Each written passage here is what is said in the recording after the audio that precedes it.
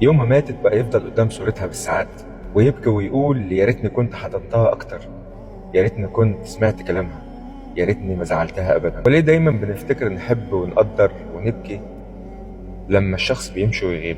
وليه ما بنعرفش قيمة بعض غير بعد الفراق أو الموت؟ وليه ما نخليش الرحمة موجودة بيننا واحنا عايشين؟ يمكن تكون الكلمة اللي مقلتهاش أو الحضن اللي مدتوش أو الرحمة اللي بخلت بيها هي الحاجة الوحيدة اللي هتفضل تعذبك بعد غياب شخص بتحبه. كان في شاب دايما مشغول عن أمه وشايف وجودها عادي، تعود عليه إنك تتعود على النعمة.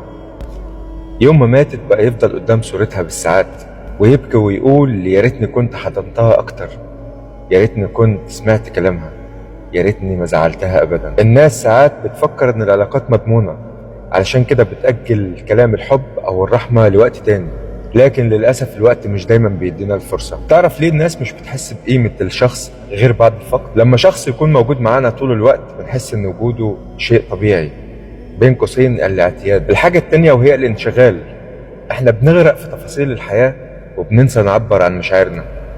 والحاجة التالتة الخوف من التعبير.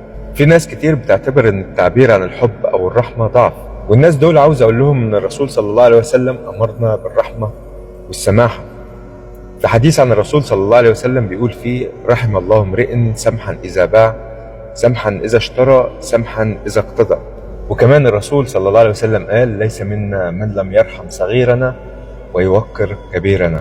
الرسول صلى الله عليه وسلم كان بيعبر عن حبه لأصحابه علنا، زي ما قال لسيدنا معاذ يا معاذ والله إني لا أحبك. الفكرة هنا إن الرسول صلى الله عليه وسلم ما استناش بعد غيابهم عشان يعبر عن حبه، لا، عبر عن حبه وهم موجودين. ولو سألتك أنت دلوقتي مين في حياتك النهاردة نفسك تقول له كلمة حلوة أو تعبر له عن حبك أو تحضنه وتقول له بحبك أو تقول له شكرا لوجودك في حياتي، يا ترى هيكون مين؟ الحياة أقصر بكتير من إننا نعيشها بالخصام أو بالجفاء.